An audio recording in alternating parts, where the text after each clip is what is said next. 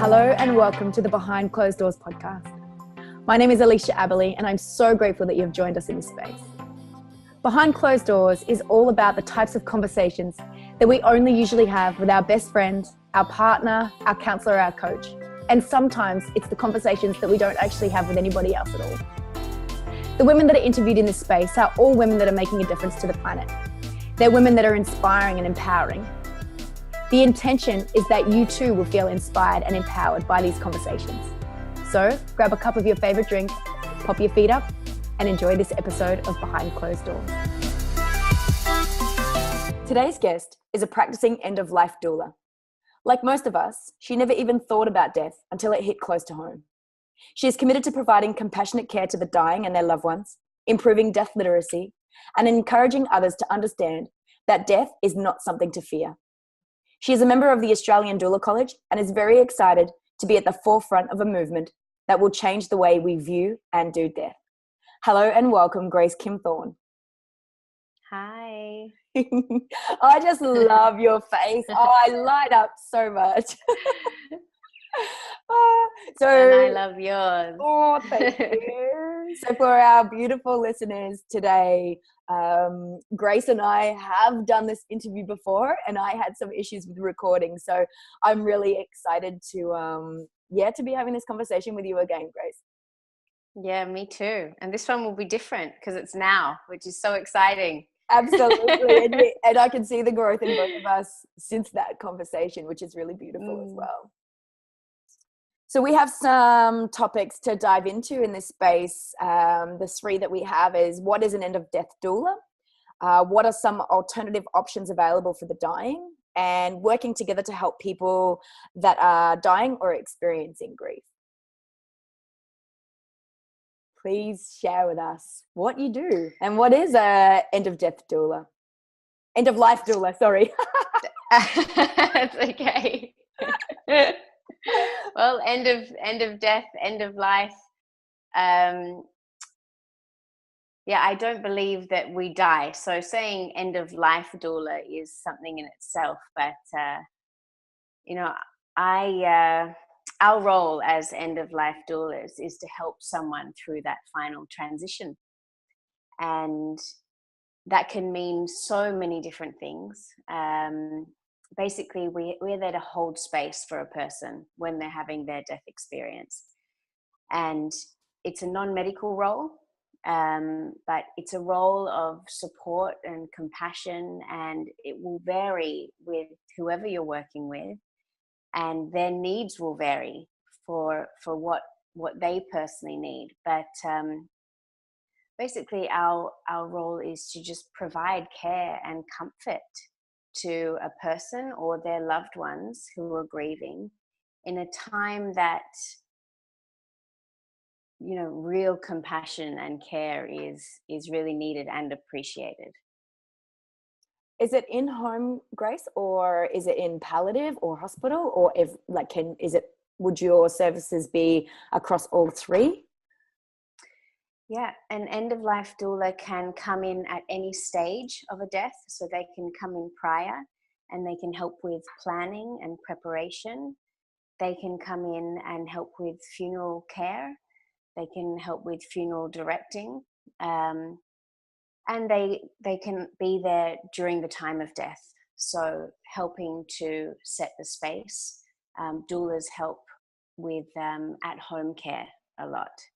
So 70% of people actually want to die at home. That's an Australian statistic. And 14% of people actually do.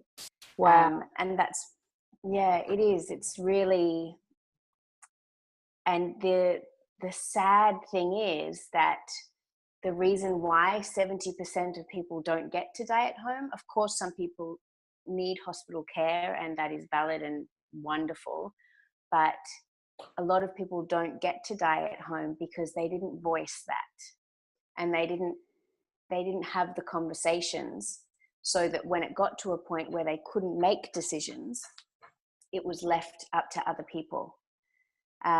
So it's just, we're as doulas, and we're trying to encourage people to talk about death, because it is inevitable. It's the one sure thing. And the more that we just accept it and embrace it, even as a celebration of the life lived and not something to fear so much, the more prepared we are, then the less frightening it is for everyone involved. So yeah, it's an incredible thing, and moving forward, the role of doulas will have to be just like it takes a village to raise a child. It takes a village to care for someone at the end of life, and we've taken death away from us in the last 100 years, and now death is done by hospitals and professionals. And we not only don't know how to do it, like the tasks that are involved, because there are tasks caring for someone at the end of life. We've taken so far away from it that, you know, it's just handed to funeral directors and hospital care and palliative care. And that is changing, and it needs to change. And that's why there's a movement happening in Australia and the world, and we need to change the way death is done, and we need to talk about it more. You know, in 25 years, the number of people that die every year will double, because they're calling it the silver tsunami, and all the baby boomers, you know, they will need care, and there isn't enough room in palliative care in hospitals. So what doulas do, they don't only help the people that are dying, but they help people help people. Yeah, that's so beautiful. I've just had an experience myself with, I mentioned to you before we started recording, that my grandma recently passed, and it was, yeah, I expected her to live for at least another 10 years, and it was unexpected. And the decision from the doctor was that she had to go to palliative care. And I watched the journey of that couple of weeks. And for me, it was like, whilst they gave great care, for me, I don't like how that system rolled. I don't like the way that just being an observer, the way that this is how it is and this is how we're going to do it. Like I feel that my nana could have been at home. Sure, she would have needed extra care, absolutely. And it does, you're right, it took a lot of people in that space to be able to look after her. There was so much, and things that you just don't think about. So much support, you know, was required for family members. I mean, my cat's just did you see him? He's like popping his head over the top of my computer. There's his whiskers. Is come on? Yeah, just that oh, that's yeah. Beautiful. That's life, right? He's just having a poke over the top. Yeah, just such a big process. And I think I can see where what you do would be highly beneficial in that space. And something interesting I found from the flip side of, you know, my nana passing, and I have a real peace with death. So I've had a peace with death for as long as I can remember. And what I didn't expect, though, is that whilst my logic was, I'm okay with this, my body went into its own response. It was like I was having an out-of-body experience. So the body was grieving, the body was sad, but my mind was like, yeah, this is, you know, this is part of life and this is what happened. So it was really interesting to have that. And I guess I don't think anyone really understood that. You know, it's because we don't talk about it, right? Yeah.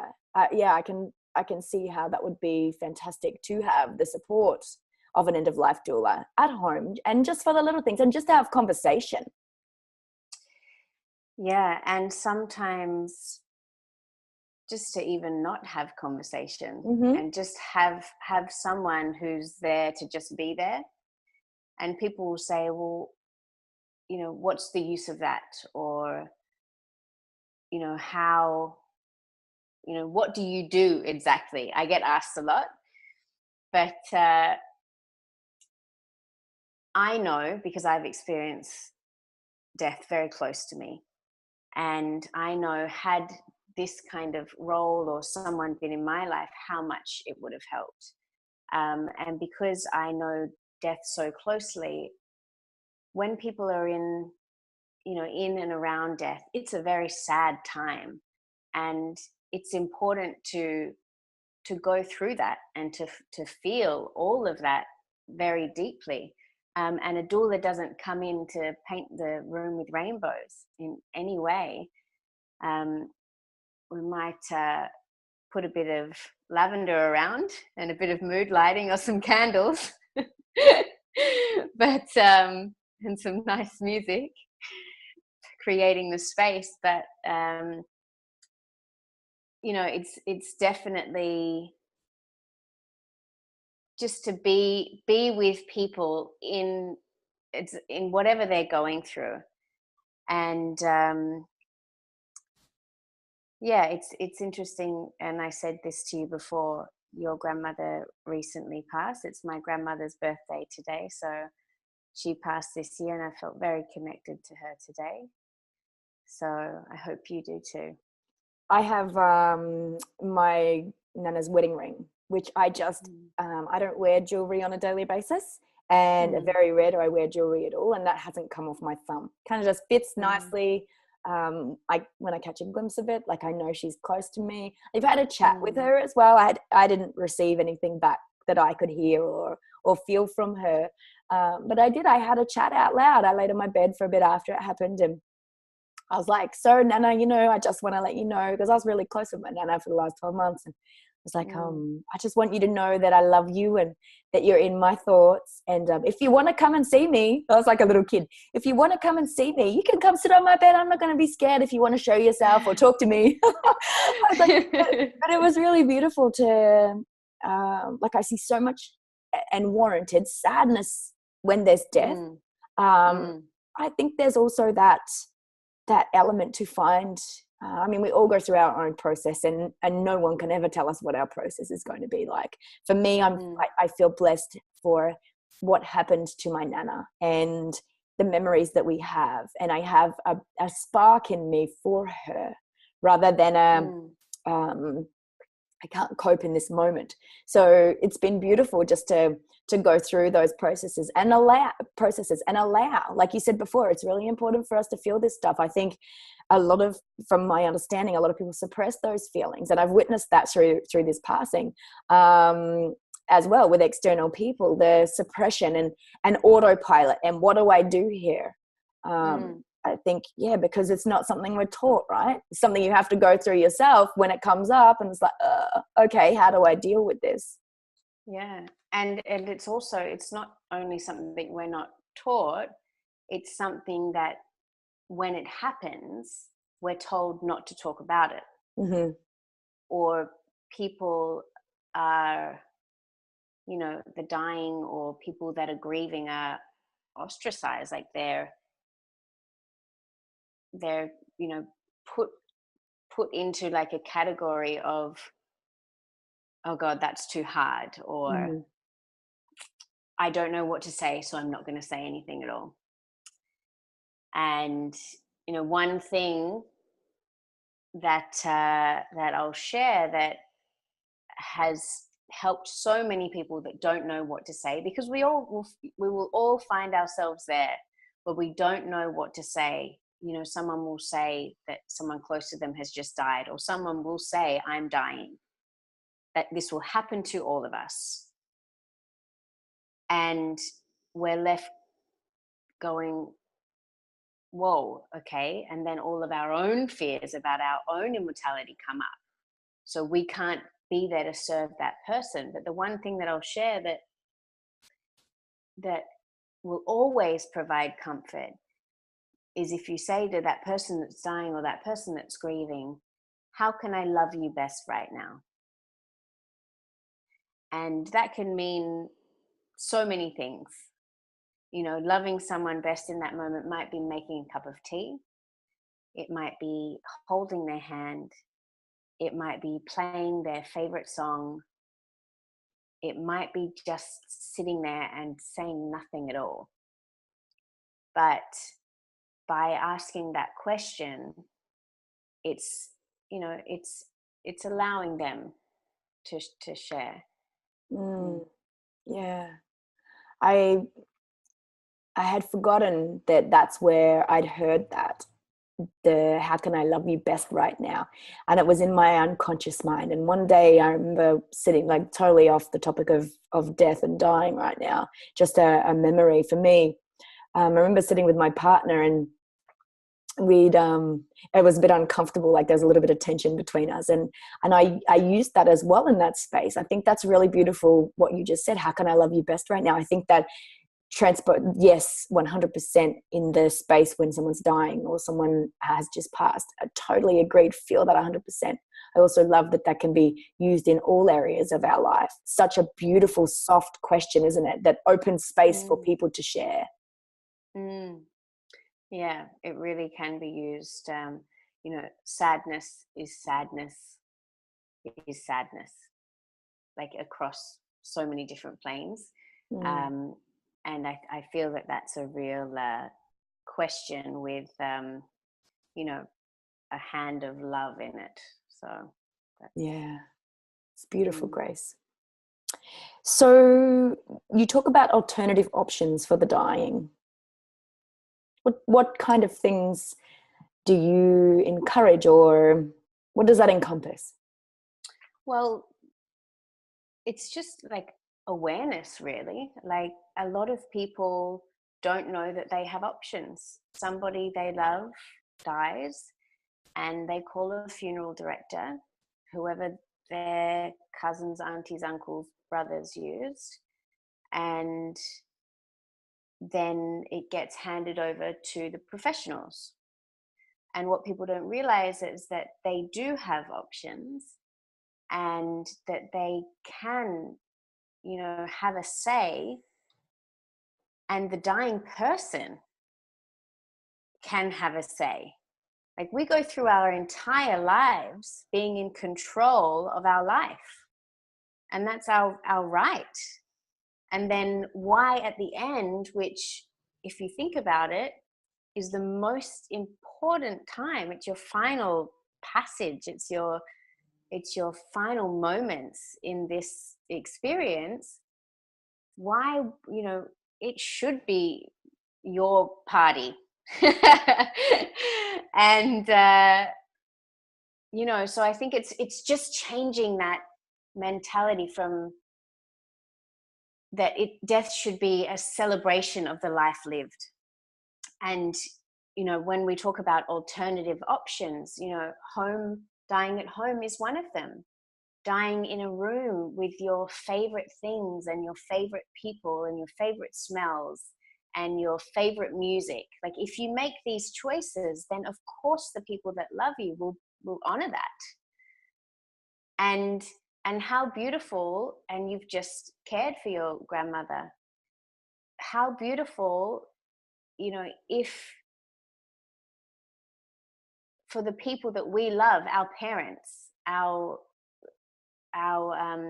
families or partners, if we can provide that for them, like, that will just gives us so much more peace. Also, if you think, being a child of a dying parent, if the parent has already done a lot of planning, then the child can just grieve, rather than having to feel the guilt of, oh, Jesus, did mum want to be cremated or buried? Have I done the wrong thing? I don't know what she wanted to do with all this stuff, or just little things that, if it's written down and planned for, which is what we do, we do advanced care planning, we do estate planning, we do we can put things in order and help people make decisions, so that when it comes to that time, everything's already decided upon, and then the children can just be left left to grieve and to celebrate, their memories. But, there's all sorts of different options. There's natural burials. There's different, when you get cremated, you can get cremated in all sorts of interesting ways. You can be buried in a shroud. You don't have to be buried in a coffin. You can, I have a friend in Melbourne, Living Legacy Trees. You can get your ashes turned into a tree. So they mix up the ashes in like this scientific way. It's amazing. And then they like inject that into a tree so that you can then become life again. And I think that's just a beautiful idea. Like, rather than going to, a cemetery, what we understand what a cemetery is, that gloomy, doomy place, going into a natural ground with a beautiful natural, like a tree with maybe a plaque on it, and putting your hand on the tree and feeling life. So there's so many, there are lots of different options out there, and that's what we do as well. We provide people with different options. Yeah, I like the tree idea. Yeah. I love that. What tree would you be? Oh, my favorite trees. Moreton Bay fig is just my favorite tree. I'm a big tree person. Moreton Bay fig, jacaranda. Oh, wow. Yeah, big one. Yeah. Big life. So what tree would you be? A jacaranda. Yeah. I just think they're just absolutely beautiful. Or a pine tree, looking over the sunset on a coast. Beautiful. Our pine trees here are on the sunrise. Yeah. Yeah, on the beach, they're the sunrise. I would like to go to Adelaide and see the sun setting on the water. Yeah. It's spectacular. Or in Perth, where I'm from. That's how we have it. Beautiful. Oh, yeah, nice. Bucket list. On that, with having the conversation, I'd had a conversation with my nana a few months back about what her preference was when her time came. And again, this was left field for her passing.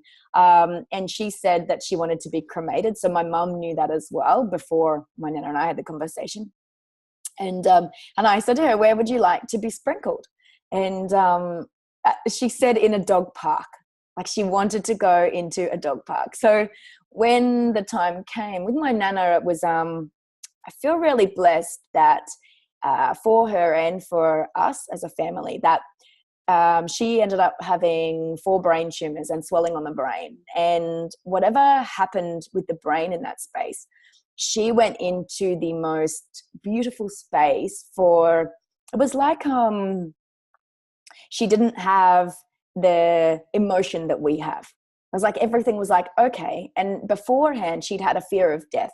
And with this, she was like talking about it as though you were putting on your shoes. There was no fear for her. And so we were able to have conversations with her I was able to have a conversation with her with no fear around that. And so I talked to her and said, all right, Nana, so what, do you still want to be, when the time comes, do you still want to be sprinkled in a dog park? She's like, oh no. She's like, not now. I was like, where would you like to go? She said, I don't know yet. Let's talk about that another time. And we never had that conversation. So what we thought as a family was that on a Saturday, she loved to go down to her local pub, have a couple of beers, put on her bets. And so I'm actually going to contact, I don't know if they'll do it, but I'm actually going to contact our local horse racing club and ask if I can sprinkle the ashes there, because I thought that would be so perfect. I think she would love that for her. Yeah. So being able to have the conversations, I think, along with what you're saying, it's so beautiful and so important, isn't it? You can't change it. Yes, you need to go through your own grieving process for whatever that looks like for you as an individual. And I think there was so much freedom in being able to have conversation with her around it.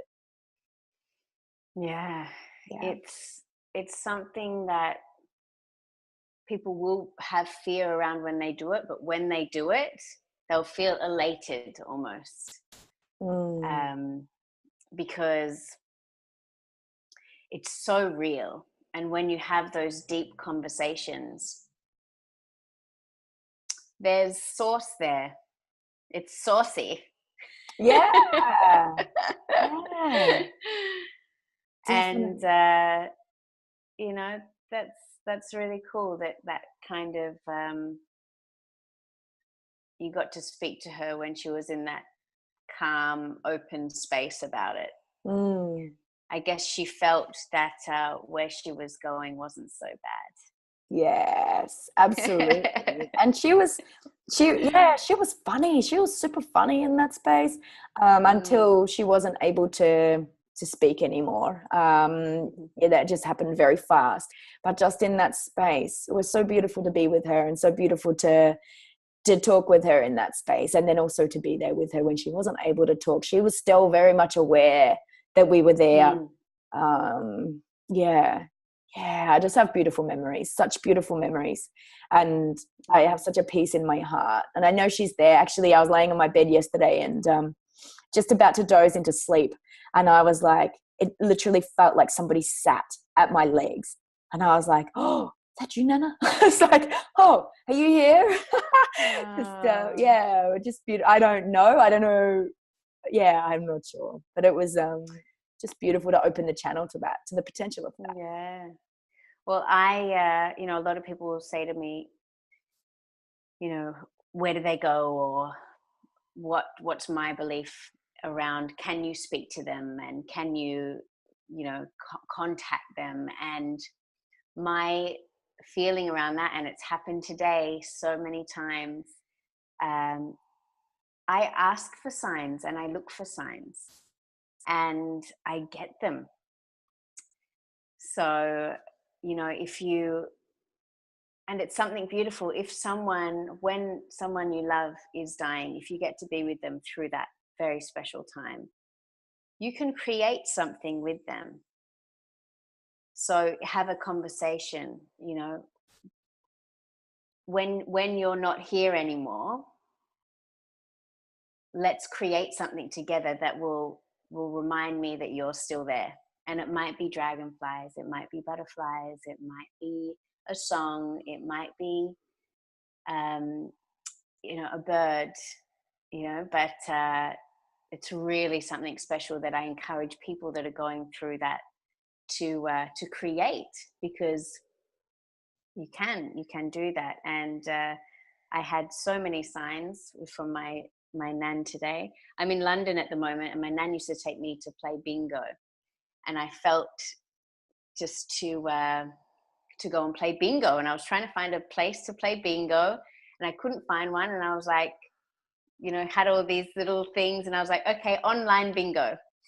And then I was playing online bingo, and I was having a great time with Nan, legs 11, and I'm remembering from when I was, 12 years old, and then this chat came up, and this person's name was Bumblebee, and bees are something really special for me. And I was like, oh my gosh. And and some people think that that's crazy, but it makes complete sense to me. Yeah. I just I feel it's really important to just to honor them, and just, it's empowering for us too that we have that backup. Yeah.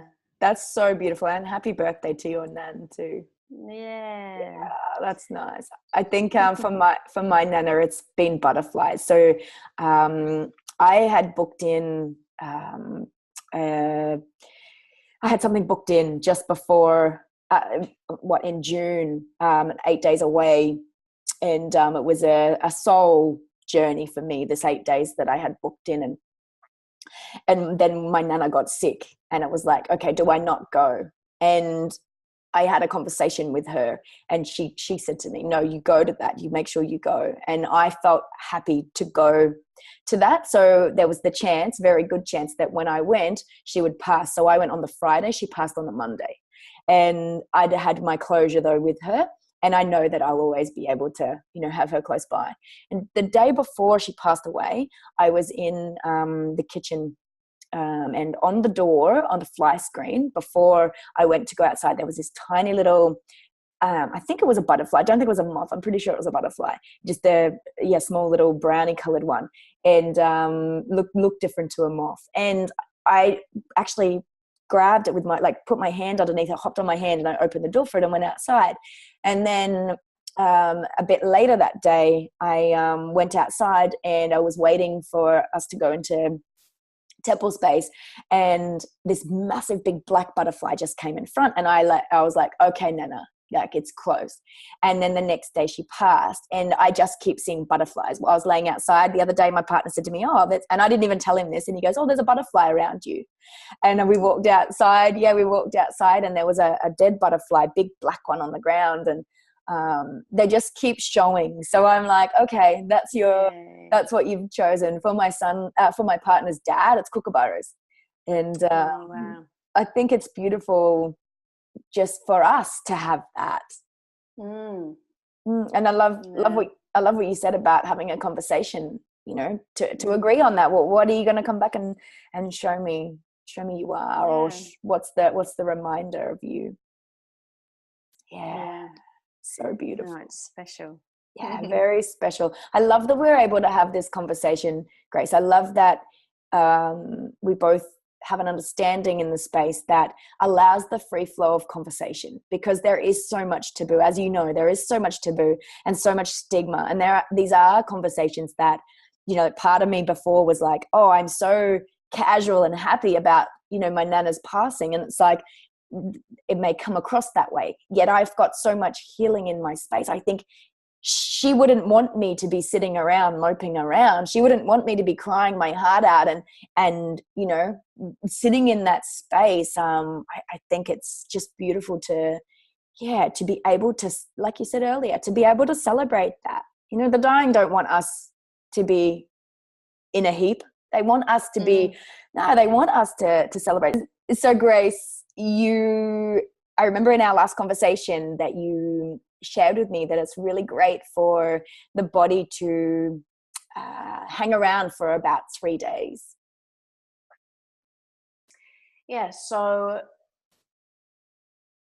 it's really important that loved ones get to spend time with their loved one's body, because it's in my belief that the spirit or the soul or inner being or whatever you want to call it is very much present,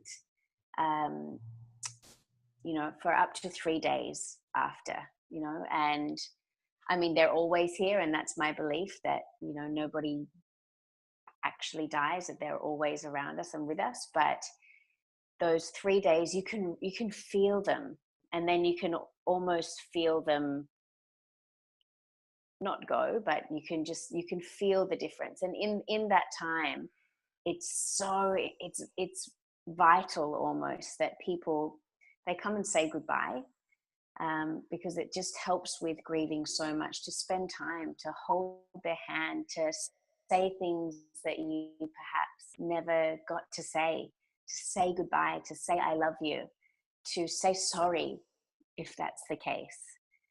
And that doesn't fall on dead ears. It's incredibly healing for everyone involved. And that vigil, that time that's spent with the body, it's a sacred space. It's a really sacred space where people can come and feel safe to be emotional, or to be angry, or to be whatever they need to be in that moment. But that's what we do as doulas is to provide that space, and to allow that space and that time, because it should not, and this is the sad thing, it is too rushed. The way that funeral directors work, when you when you organize everything through a funeral director, you know, you'll get 20 minutes with an open casket before you've got to get off to the service. And this is where we have choices. It doesn't have to be like that. If you need one day, have one day. If you want to have the body at home for 2 days, have 2 days at home. Allow people to come. So yeah, that vigil time is very important. There shouldn't be a time limit on it. And once again, it should be a celebration of that person. Play their favorite music. You know, sit around and drink beer if they like beer, or whiskey if they like whiskey. You know, it's all, and this is where death is going moving forward. It's becoming a more authentic experience to the person, not something that someone created and then put a price tag on it.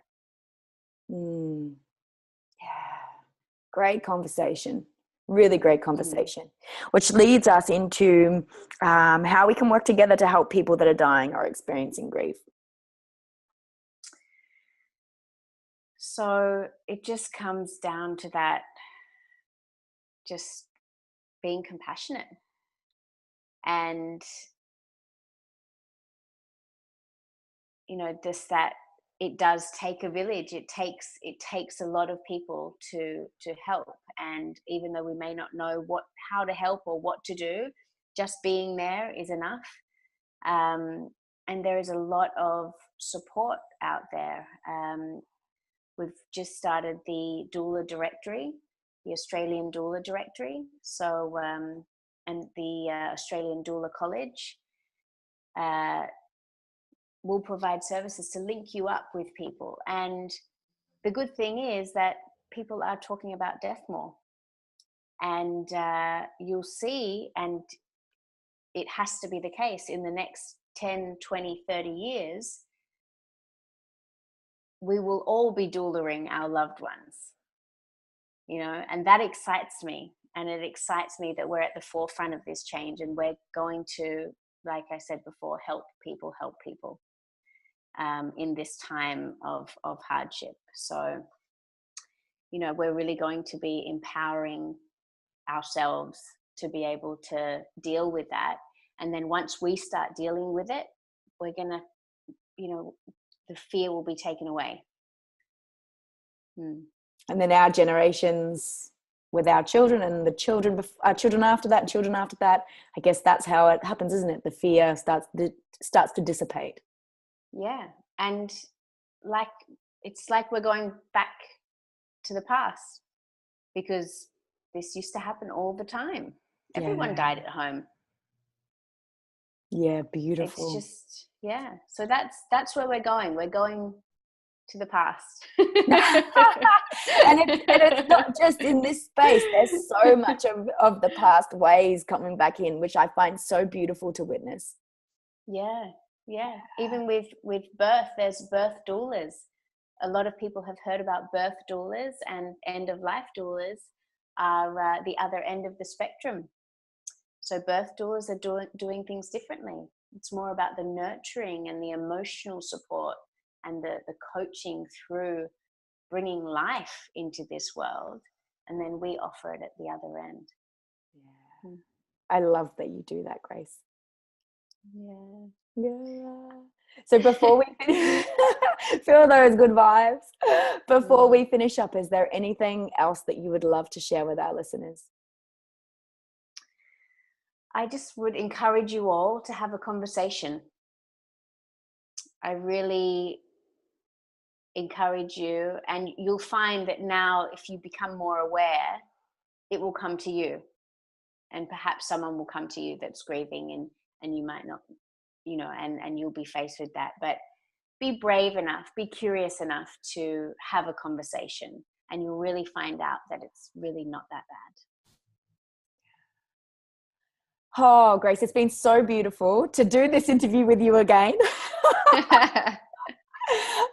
I just love chatting with you. Yeah, I love seeing your beautiful smiling face. It's I feel like you're just doing exactly what you're meant to be doing. Women and men and children would be so blessed to have you as their death doula. You have such an incredible energy about you.